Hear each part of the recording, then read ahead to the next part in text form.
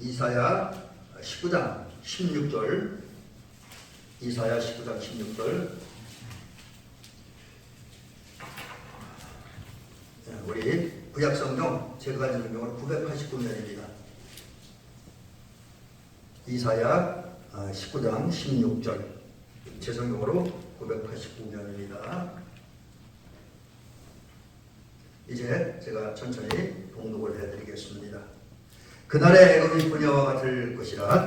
그들이 만군의 여호와께서 흔드시는 손이 그들 위에 흔들림으로 말미암아 떨며 두려워할 것이며 유다 땅은 애굽의 두려움이 되리니 이는 만군의 여호와께서 애굽에 대하여 정하신 계획으로 말미암으셨음이라. 그 소문을 듣는 자마다 다 떨리라. 그날에 애굽 땅의 가나안 방언을 말하며 만군의 여호와를 가리켜 맹세하는 5 성읍이 있을 것이며 즉 하나를 멸망의 성읍이라 칭하리라. 그날에 애굽 땅 중앙에는 여호와를 위하여 제단이 있겠고 그 변경에는 여호와를 위하여 기둥이 있을 것이요 이것이 애굽 땅에서 만군의 여호와를 위하여 증거가 되리니 이는 그들이 그 압박하는 자들로 말미암아 여호와께 부르짖겠고 여호와께서는 그들에게 한 구원자이자 보호자를 보내사 그들을 건지실 것입니다. 여호와께서 자기를 애굽에 알게 하시리니 그날에 애굽의 여호와를 알고 제물과 예물을 그에게 드리고 경배할 것이요 여호와께서 소원하고 그대로 행하리라. 여호와께 소원하고 그대로 행하리라. 여호와께서 애굽을 치실지라도 치시고는 고치실 것이므로 그들이 여호와께로 돌아올 것이라. 여호와께서 그들의 간구함을 들으시고 그들을 고쳐주시리라. 그날에 애굽에서 아수르로 통하는 대로가 있어 아수르 사람은 애굽으로 가겠고 애굽 사람은 아수르로 갈 것이며 애굽 사람이 아수르 사람과 함께 경배하리라. 그날에 이스라엘이 애굽 및 아수르와 더불어 셋이 세계 중에 복이 되리니 이는 만군의 여호와께서 복 주시며 이르시되 내 백성 애굽이요 내 손으로 지은 아수르요 나의 격 이스라엘이요 복이 있을지어다 하실 것입니다. 아멘. 오늘은 이제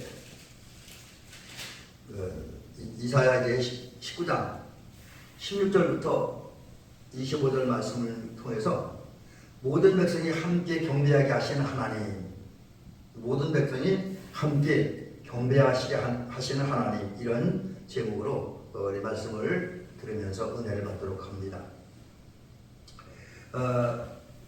이사야가 이제 구약의 예언서 중에서 특별히 대예언서라고 하는 부분이고 또 예수님의 오심에 대한 예언이 있어서 굉장히 중요한 예언서입니다. 근데 제가 목회를 이제 30년이 넘어서 35년 쳐가는데도 이사야서를 설교는 했지만 이사야 전체를 우리 성도님들에게 한번 강의를 하고 설교한 적은 아직 없습니다. 제가 은퇴하기 전에는 한 번은 이사야서를 다룰 예정입니다. 물론 올해는 여호수아를 가지고 이제 말씀을 드리고 내년이나 내후년쯤에 이제 이사야서를 한번 해보려고 하는데 이사야서가 워낙 큰 책이기 때문에 굉장히 오랜 시간이 걸릴 것으로 예상이 됩니다. 그러나 굉장히 중요한 진리들이 많이 있기 때문에 우리는 이사야서를 좀 많이 읽을 필요가 있습니다.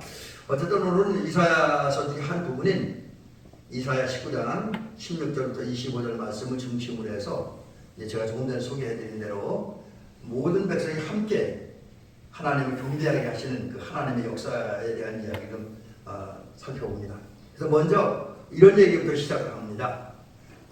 모든 역사를 계획하시고 이끌어가시고 진행하시고 완성하시는 분은 하나님이다. 이제 그거를 한마디로 정의하면 하나님은 역사의 주관자이다 라고 얘기합니다. 그래서 오늘 역사의 주관자이신 하나님에 대한 이야기를 먼저 생각을 해보려고 합니다. 오늘날 세상에 사는 어떤 사람들은 세상의 역사, 인간의 역사는 어떤 위대한 영에 의해서 이제 진행되어지고 완성된다라고 이야기를 합니다. 예를 들면 우리 대한민국에서는 이제 역대 정권의 여러 대통령들이 있었지만 그리고 가장 큰 공헌을 남긴 분이, 그리고 가장 한국의 큰 발전을 가져온 분이 이제 박정희 대통령 같은 분인데, 이제 그분을 이렇게 미화하는 분들은 그분에 의해서 대한민국 역사가 이루어졌다 이렇게 말을 합니다. 대한민국 발전했다고. 물론 뭐 그 역사적으로 보면, 또 경제적이나 정치적으로 보면 그런 사람들의 주장이 100번 틀린 건 아니에요. 맞기는 맞습니다.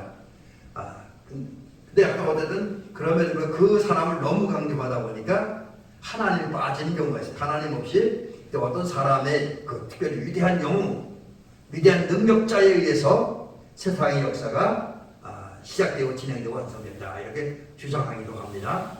또 어떤 사람들은 그냥 자연 속에서 벌어지는, 자연 속 한 번보다 계속 연속적으로 벌어지는 우연한 사건에 의해서 역사가 이루어져 간다. 그러니까 이건 인간과 관계없이 자연 속에서 우연하게 발생하는 그 사건으로서 역사가 진행된다 이렇게 이야기를 합니다. 그런데 성경이 말하는 역사, 성경이 우리들에게 가르치는 역사는 좀 다릅니다. 사람들은 어떤 영웅이나 자연적인 어떤 사건, 특히 자연 속에서 우연히 발생하는 어떤 사건의 역사가 이루어진다라고 말하지만 성경이 증언하는 역사는 하나님입니다. 그래서 성경이 증언하는 역사의 주인은 하나님. 하나님에 의해서 인간, 우주, 세상의 모든 만물의 역사가 시작되고 진행된다. 그러니까 이제 역사라고 하는 것은 좀 어려운 얘기지만 쉽게 얘기하면 이 세상 속에서 벌어진 모든 일들을 기록한 거예요. 그게 역사이고, 또 그런 일들이 역사인데, 이러한 일들이 세상의 증언과는 다르게 성경은 하나님에 의해서 시작되고 진행된다 이렇게 이야기를 합니다. 그래서 하나님에 의해서 이제 한 민족, 또 한 개인, 또 한 가정, 심지어 교회까지도 그 속에 다 속하죠. 하나님에 의해서 흥하기도 하고 망하기도 하고, 약해지기도 하고 강해지기도 한다. 그리고 우리 성경이 증언하는 심판, 그리고 심판 때 구원받는 것도 하나님의 역사에 의해서 시작되고 진행되고 완성된다 이렇게 이야기를 합니다. 그래서 모든 역사가, 모든 일들이 하나님에 의해서 시작되고 진행된다. 그래서 그걸 갖다 이제 우리 신앙 고백할 때 우리 기독교에서는 또 성경은 역사의 주관자는 하나님이다 라고 이야기를 하죠. 자, 그렇다고 한다면 하나님이 역사의 주관자라고 하는 성경적 근거는 뭐냐?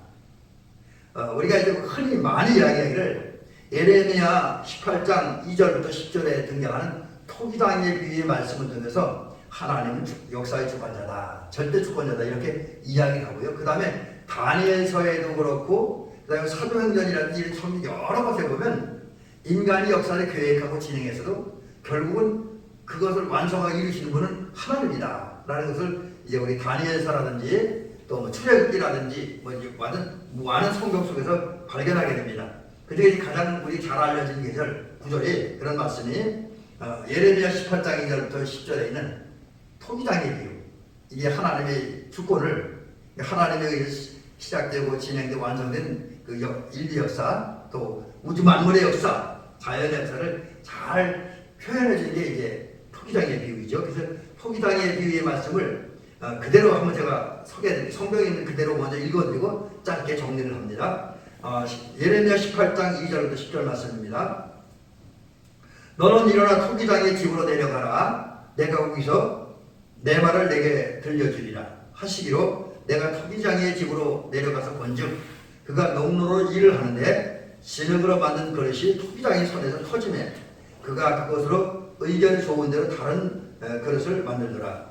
그때에 여호와의 말씀이 내게 임하니라. 이르시되 여호와의 말씀이니라. 이스라엘 족속아, 이 토기장이 하는 것 같이 내가 능히 너희에게 행하지 못하겠느냐? 이스라엘 족속아, 진흙이 토기장의 손에 있은 것 같이 너희가 내 손에 있느니라. 내가 어느 민족이나 국가를 뽑거나 부수거나 멸하려 할 때에 만일 내가 말한 그 민족이 그 악에서 돌이키면 내가 그에게 내리기로 생각하였던 재앙에 대하여 뜻을 돌이키겠고, 내가 어느 민족이나 국가를 건설하거나 힘으려고 할 때에 만일 그들이 나 보기에 악한 일을 행하여 내 목소리를 충동치 아니하면 내가 그에게 유익하게 하리라 한 복에 대하여 뜻을 돌이키리라. 이제 이게 토기장의 비유의 말씀인데, 이 토기장의 비유의 말씀은 예레미야서에 등장하는 예레미야의 그 8번째 설교입니다. 실제로 제가 일일이 적어보진 않았지만 이제 제가 여러 가지 이제 자료들이나 주석을 보니까 예레미야에는 12편의 예레미야 설교가 기록이 되어져 있습니다. 물론 예레미야가 이렇게 사역하는 일이 많이 있지만 특별히 백성들 앞에서 하나님의 말씀을 설교한 설교가 12편이 기록되어 있는데 그 중에 예레미야 18장 2절부터 10절에 기록된 토기장의 비유는 예레미야의 8번째 설교입니다. 근데 이 내용의 이 설교의 핵심은 뭐냐? 토기장이가 진흙을 가지고 그것을 자기 마음 원하는 대로 만들 수 있다는 거예요. 자기 원하는 크기, 자기 원하는 모양대로 그릇을 만들 수도 있고, 반대로 그릇을 만드는 과정 중에서 이 진흙이 제대로 구워지지 않고 잘못된 그것을 만들었던 것을 깨버리는 권세도 토기장에 있고, 또 토기장이 마음에 들게 그런 모양이 빚어진 것은 또 계속 작업을 해서 아름다운 그릇을 만들 자격도 권한도 토기장에 있다. 이 말씀을 하시면서 토기장이가 진흙 가지고 자기 원하는 대로 그것을 만들기도 하고 또 깨부시기도 할 수 있는 것처럼 하나님은 모든 민족, 모든 나라, 또 어떤 사람, 심지어 교회까지도 모든 것을 당신의 뜻대로 일을 시작하고 진행하고 완성할 능력을 가지고 있다. 한마디로 얘기하면 한 민족, 한 나라, 한 개인, 한 가정, 심지어 교회까지도 흥망성쇠를 결정할 권한이 또 권세가 하나님께 있다. 그러기에 하나님은 역사의 주관자다라는 사실을 얘기하고 있죠.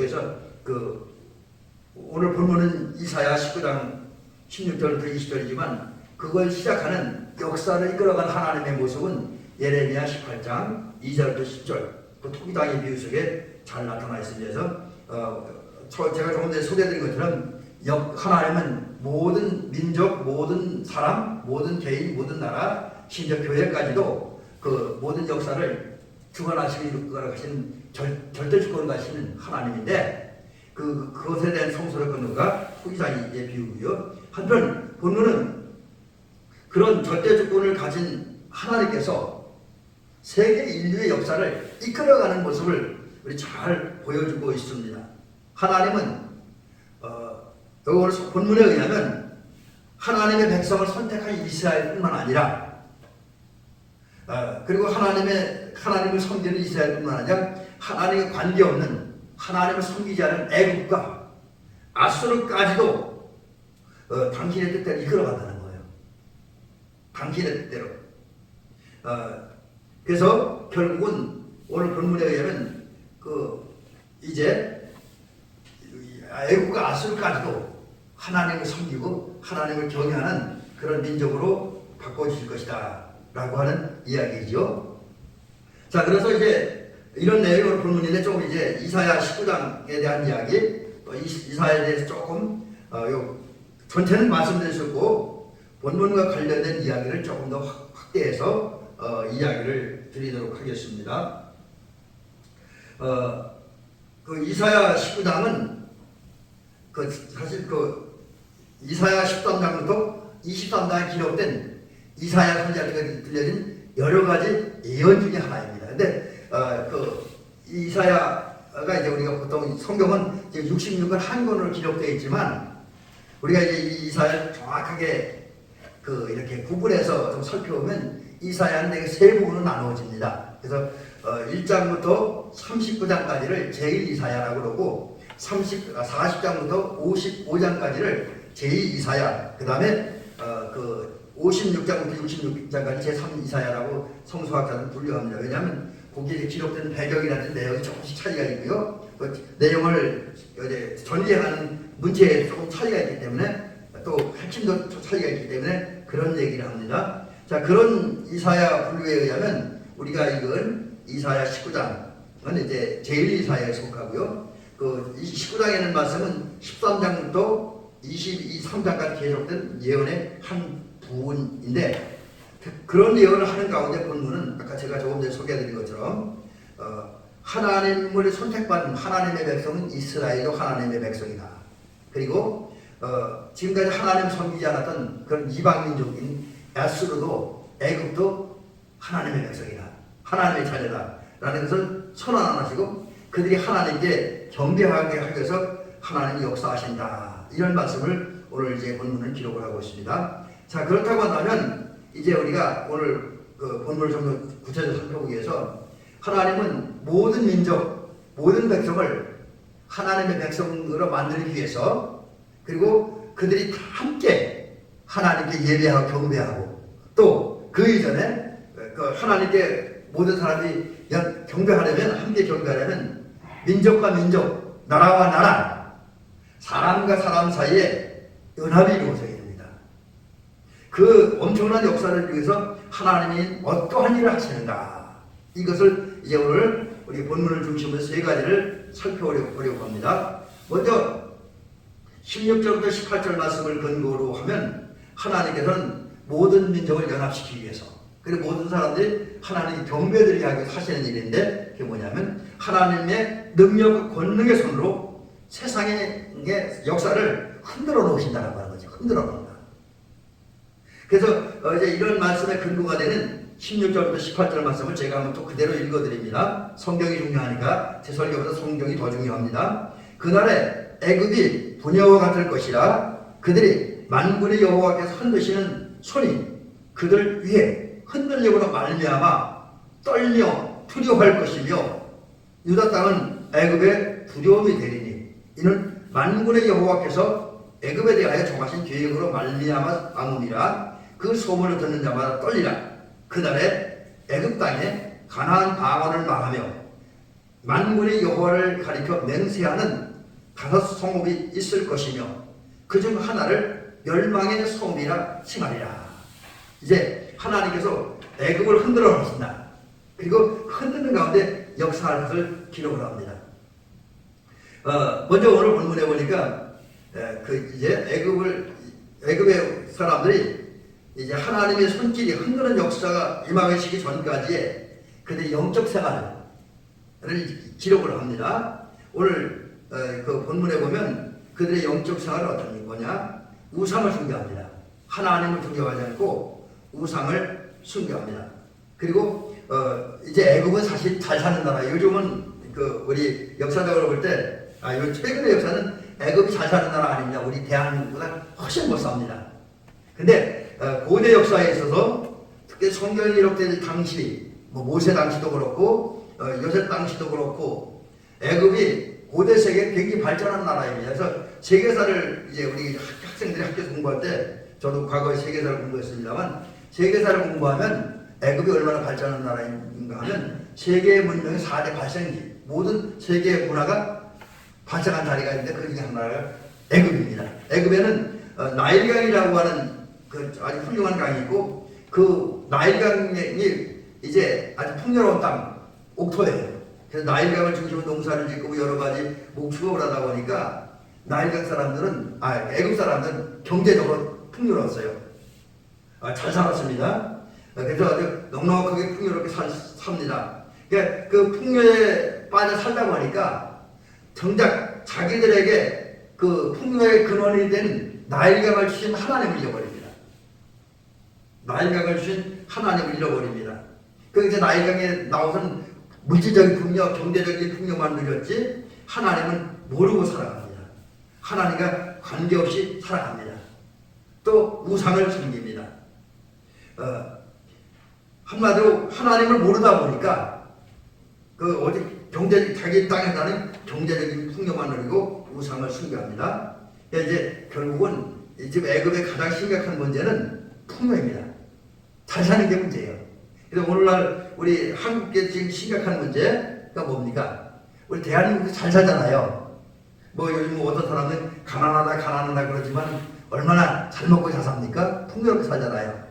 뭐 우리 동네 사람들 보니까 뭐 가난하다 더럽다 하면서 할 거다 하더라고. 갈 때 나가고 오히려 목사님 저보다 경제적으로 훨씬 더 풍요로워 사는 사람이라는 것을 많이 봅니다. 근데 그러다 보니까 현대인들도 애국 사람들처럼 하나님 앞에 기도해야 할 이유를 별로 못 느끼고 하나님 앞에 하나님을 섬겨야 되요. 하나님을 의지하고 하나님을 바라보아야 할 그런 이유를 느끼지 못하고 있습니다. 이게 이제 애국과 현대인들의 큰 문제이죠. 근데 오늘 본문에 보니까 하나님은 그런 애국 땅과 애국 백성들과 애국 권력자들을 당신의 손으로 흔들 것이라 해서 흔든다. 그 흔들어갖고 그들을 곤란에 처하게 할 것인데, 그래서 이제 그 하나님 흔들므로 나타난 제일 먼저 처음 현상이 뭐냐? 애국 백성들이 유다를 두려워하게 될 것이다. 사실 여러분, 우리가 제가 몇 번 말씀드렸던 것 같은데, 유다, 이스라엘은 가난한 나라잖아요. 가난한 나라입니다. 더군다나 그 이사야 선지자가 예언할 당시에 애국은 강대국이고 유다는 아주 힘없는 나라입니다. 하루하루 견뎌내기도 힘든 나라예요. 근데 그런 상황에서 하나님이 애국을 흔들어 놓으니까 오히려 상황이 역전되어서 애국은 약한 나라, 유다는 강한 나라가 되어서 오히려 애국 사람들이 유다를 두려워하는, 유다가 침략하면 어떡하나 하는 그런 생각을 하면서 두려워하게 될 것이라는 거죠. 뿐만 아니라 이제 애국 사람들이 유다를 두려워하다 보니까 나타나는 현상들이 뭐냐면 애국 사람들이 가나안 말을 하게 돼요. 쉽게 얘기하면 애국 사람들이 이스라엘 말을 하게 된다는 거죠. 여러분, 이게 굉장히 중요한 거죠. 우리나라가 과거에 일본에게 나라를 빼앗겼을 때 벌었던 비극이 뭡니까? 우리나라 말을 잃어버렸잖아요. 일본말 해야 됐잖아요. 그러니까 말을 못하게 되고 다른 나라 말을 하게 되면 망했다는 문제예요. 그러니까 이제 결국은 애굽 사람들이 가나안 말, 곧 이스라엘 말을 하게 된다는 것은 이스라엘에게 애굽이 문화적으로, 언어적으로, 사상적으로 정복이 되었다. 이제 그런 의미를 가지고 있습니다. 또 하나, 하나님 흔들어 놓을 때 애굽에 나타나는 현상이 뭐냐면, 이제 애굽 사람들이 원래 하나님을 섬기지 않는 백성들인데 애굽 땅에 하나님께 충성을 맹세하는 성읍이 5개나 생긴다. 하나님께 충성을 맹세하는 성이 5개나 생긴다라고 하는 것이고요. 그 다음에 또 하나 현상이 뭐냐면 하나님이 흔들어 놓으니까 애굽 땅에 하나님을 섬기고 하나님을 경배드리는 재단이 세워질 것이다. 요즘 우리 식으로 하면 공산국가에 교회가 세워지고 부흥하고 회개권 국가도 특별히 사우디아라비아 같은 강력한 아주 강권적인 회개국가에서는 기독교가 들어오면 절대 용납하지 않지요. 선교사들이 무참히 죽음을 당하는 그런 나라인데, 그런 나라 애굽에서 하나님을 섬기는, 하나님께 경배드리는 제단이 세워질 것이다. 한마디로 얘기하면, 정리하면 결국 하나님이 흔들어 놓음으로 말미암아 애굽은 완전히 무너지고 망하고 거기에 하나님의 뜻이 이루어진 새로운 세상이 열릴 것이다 라고 하는 것이죠. 여러분, 이것이 인류 역사를 하나님 원하는 방향으로 이끌어가는 역사의 주관자이신 하나님의 역사 중에 하나입니다. 오늘도 하나님은 애굽에 향해 손을 흔드셨던 것처럼 때로는 우리나라, 우리가 사는 세상, 어쩌면 우리 개인 또 심한 경우는 잘못된 교회들을 향해서도 손을 흔들 때가 있다라고 하는 거죠. 왜? 사람들의 교만을 꺾기 위해서, 사람들의 영적 무지를 꺾기 위해서, 교만함을 꺾기 위해서 때로는 세상 흔들고 또 지역을 흔들고 사람을 흔든다고 하는 거죠. 그러면 결국은 하나님의 뜻과 정반대로 사는 모든 사람들 세상은 완전히 무너집니다. 하지만 하나님께서 손을 들어 흔드시는 목적은 결국 사람들을 망하게 하고 저주받게 하고 잘못되게 하는 것에 있지 않습니다. 하나님의 진정으로 세상을 흔들고 사람을 흔들고 애굽을 흔들었던 목적은 따로 있습니다. 그것은 뭐냐? 이제 교만을 꺾고 무지를 꺾은 다음에 하나님만 섬기고 하나님만 경외하고 하나님 앞에 겸손한 모습으로 서게 함입니다. 하나님 앞에 엎드리게 함입니다. 하나님만 믿고 바라보고 의지하게 하기 위해서 하나님은 흔든다고 하는 거지요. 그래서 우리는 살아가면서 어떤 때는 우리 자신이 하나님께서 오늘 나를 흔드는구나, 나를 이렇게 흔들어보고 시험하는구나 이렇게 느껴질 때는 오히려 그럴 때일수록 우리는 더더욱 내 교만함을 버려야 될 것이고 내 영적 무지에서 벗어나기 위해서 더더욱 하나님 앞에 은혜를 사모하며 기도하는 그런 저와 여러분들이 되고 더더욱 하나님만 의지하는 그런 저와 여러분들이 될 줄 믿습니다. 그 다음에 이제 두 번째는 역사의 주관자이신 하나님께서 모든 사람들이 하나님을 섬겨 경외하고 그 이제 연합하기 위해서 한 두 번째 역사가 있는데 그건 부르짖고 고치게 하십니다. 하나님은 고치고 부르짖고 고치게 하는 역사를 합니다. 결국 이제 다시 한번 정리를 하면 하나님이 손을 들어 흔들고 그 흔들림을 통해서 애굽을 치시자 나타나는 결과는 큰 제국이자 강대국이었던 애굽이 무너졌습니다. 그래서 애굽에게 풍요를 주었던 그 나일강에서는 이제 풍요 역사가 일어나 악취가 나타납니다. 강물은 말라버립니다. 강이 제 기능을 발휘하지 못하게 됩니다. 또 애굽은 사실은 이제 그 역사학자들에 의해서는 고대 세계의 학문과 어떤 여러 가지 기술이 발전한 나라입니다. 그래서 그런 상태에서 바로를 이렇게 나라를 다 이끌어가도록 돕는 참모들, 요즘으로 참모들인데 참모들은 되게 지혜로운 사람들이잖아요. 근데 이런 참모들이 잘못된 지혜를 가지고 조언함으로써 이제 바로를 잘못된 길로 인도해서 잘못된 정책을 세우게 만듭니다. 그러다 보니까 나타나는 현상이 이제 하나님이 이런 사람 더욱 징계하심으로 그동안은 다른 민족을 잔인할 정도로 아주 혹독하게 지배하고 다스렸는데 그런 애국을 또 다른 민족, 또 다른 세력들이 와서 잔인하고 혹독하고 그렇게 지배하고 다스리고 착취할 것이다라고 하는 거지요. 그래서 결국은 애국은 완전히 이제 무너집니다. 그런데 그런 상태에 하나님 또 역사를 해요. 그게 뭐냐면 그렇게 치시고 낮추시고 지배함으로써 결국은 스스로 자기들의 무능을 자기들의 한계를 발견하고 애국 사람들이 하나님을 섬기고 경배하는 민족으로 바꿀 것이다. 하나님은 손을 흔들고 치심으로써 우상만 숭배하고 우상 숭배를 하는 마음에서 이제 잘못된 일을 하고 또 주변 사람을 괴롭히는 그런 이스라엘 백성들이 그런 애굽 사람들이 하나님 앞에 나와서 하나님을 경배하고 섬기는 그런 민족으로 삼아주실 것이다 라고 이야기합니다. 결국 이것도 보면 하나님께서는 치심으로써 애굽 사람들 잘못을 고치시고 또 하나님 그 잘못을 깨달은 백성들이 이제 그 잘못을 벗어나기 위해서 애굽 사람들조차도 하나님께 부르짖고 기도하게 하실 것이다. 그리고 그 부르짖과 기도를 통해서 하나님은 애굽 사람들의 심령에 큰 변화를 주실 것이다 라고 선언하십니다. 바로 그렇습니다. 하나님은 그 결국은 과거에는 애굽 사람을 흔들어 놓은 것처럼 오늘도 세상에서 좋지 못한 생각들, 잘못된 정권들, 잘못된 사상을 가진 사람들을 흔들고 치십니다. 그래서 그들의 완악함을 꺾고 이제 또 교만함을 꺾고 무지함을 꺾고 자신의 한계를 해결하기 위해서 하나님을 찾고 하나님 앞에 엎드리고 하나님 앞에 부르짖고 기도하게 합니다. 또 그런 사람들을 하나님께 변화시킴으로써 이제 하나님만 섬기고 경외하는 또 예수 그리스도의 마음 품고 살아가는 그런 민족으로 세워주신다라고 하는 거죠. 그렇기 때문에 우리는 더더욱 이 세상 역사, 특별히 오늘 현대 사회를 흔들고 또 현대인들을 흔드는 그런 징조가 나타나야 돼.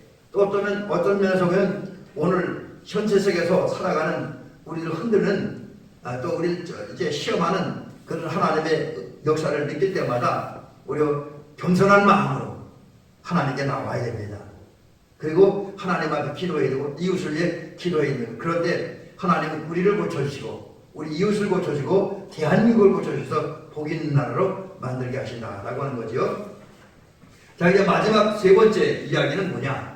하나님, 이제 역사의 주관자이신 하나님은 이제 이렇게 흔들고 치심으로써 잘못된 백성들 바로 잡아놓으십니다. 하나님께 부르짖고 고쳐서 바로 잡아놓으신 다음에 그 다음에 세 번째 하는 큰 일은 뭐냐면 대로를 열어서, 대로는 큰 길이죠. 큰 길을 열어서 모든 사람들이 화해하고 연합한 다음에 함께 하나님을 경배하도록 역사하신다라는 것이죠. 가스가 떨어졌네요. 자, 요거를 이제 성경에 등장하는 이스라엘과 함께 등장하는 또 두 다른 나라, 다른 나라가 있습니다. 그게 이제 아수르와 애굽인데, 이 아수르와 애굽은 하나님이 손을 들어 흔들기 전에는 아주 좋지 않은 나라였습니다. 관계가 완전히 깨진 나라였습니다. 서로 이제 전쟁만 하고 으르렁거리고 미워하는 나라였습니다. 그래서 전혀 이제 관계없는 사람인데, 이런 두 나라를 하나님 손을 들고 흔들어 놓음으로써 이제 새로운 역사가 시작됩니다. 그게 뭐냐면 아수르와 애굽이 길이 열립니다. 결국 아수르 사람과 애굽 사람 서로 통행할 수 있는 기회가 열린다라고 하는 거죠. 근데 하나님의 역사는 여기서 끝나는 것이 아니라 그 길만 열어놓은 것이 아니라 실제로 길을 통해서, 열려진 길을 통해서 애굽 사람과 아수르 사람들, 또 권력자들이 서로 오고 가는, 그래서 서로 만나고 교제하는 길을 열어놓으신다.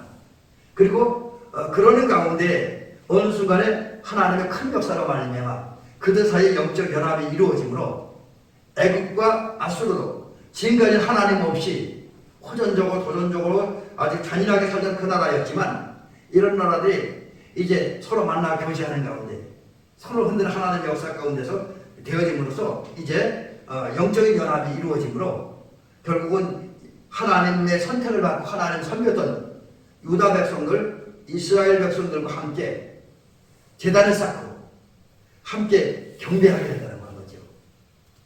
이게 이제 마지막 역사의 주관자신 하나님께서 역사 속에서 이으신 마지막 역사, 하나님 섬기지 않았던 백성들까지도 하나님께서 하나님의 백성을 만들어낸다. 그리고 연합해서 예배를 드리게 한다. 그러면서 그렇게 연합하고 함께 예배 드렸던 이 세 민족, 절대 원수였던 이 나라들이 또 하나님으로부터 멀리 떨어진 그 나라들이 세계 복의 중심이 되게 하겠다. 다른 창세기에 의하면, 창세기 기록대로 표현하는 그들을 복의 근원으로 세워주겠다. 이렇게 약속을 하고 선언하고 있습니다. 그래서 지금 하나님의 말씀이, 물론 이 말씀이 아주 현실적으로 이루어지진 않은 얘기예요. 근데 하나님이 지금 역사를 주관자로서 역사를 이끌어 가시면 반드시 이루시게 이거라는 거죠. 모든 사람들을 흔들어 놓으면서, 애굽도 이스라엘도 유다도 교회도 성도를 다 흔들어 놓으면서 그들이 겸손하게 만들고, 겸손한 상태에서 하나님께 돌아온 하나님만 섬기고 경외하게 만들고, 예수님의 마음을 갖게 하고, 예수님의 마음을 가짐으로 모든 민족이 주 안에서 서로 연합하고 화해하고, 그리고 그냥 인간적으로 연합하고 화해한 것이 아니라 영적인 연합이 이루어지므로 하나님께 함께 경배되고 찬양하는 그런 민족을 세우신다. 이게 하나님의 예언입니다. 근데 우리 하나님의 예언은, 물론 조금 전에 제가 말씀드렸지만 이사야서에 예언된 이 예언은 아직은 성취되지 않은 약속이었습니다. 적어도 이사야가 예언한 말입니다. 물론 아직도 완전히 이루어지지 않았겠죠. 그러나 역사의 주관자인 하나님은 이 예언을 이루기 위해서 오늘 이 역사를 이끌어간다라고 하는 거지요.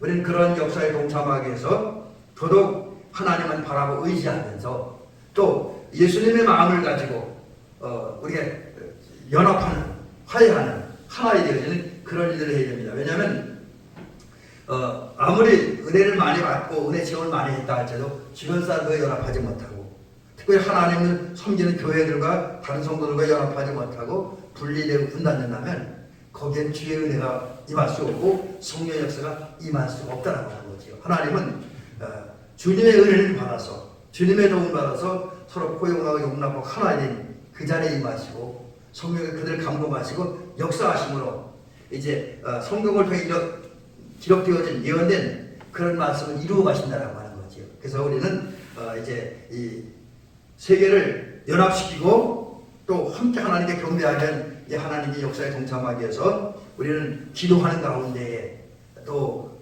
은혜를 사모하는 가운데에 주님의 마음과 생각을 품어야 됩니다. 특별히 성령과 인도와 감동을 따라서 주님의 마음을 품고 믿음을 가지고 우선 겸손하게 엎드려 기도하고 그 결과 주어진 은혜로 모든 사람들을 용납하고 포용함으로써 우리 교회가 또 우리 믿는 사람들이 먼저 가족 안에서 또 교회 안에서 또 마을 안에서 지역 속에서 어떤 우리가 모든 사람들 포용하고 용납하고 하나가 되는 것입니다. 그때 우리를 통해서 하나님 역사하심으로 이제 우리는 모든 민족을 화해시키고 모든 민족이 하나님께 경배하도록 만드는 하나님의 역사에 동참하게 될 줄로 믿습니다. 이러는 정의 길을 주의 이름으로 축원합니다.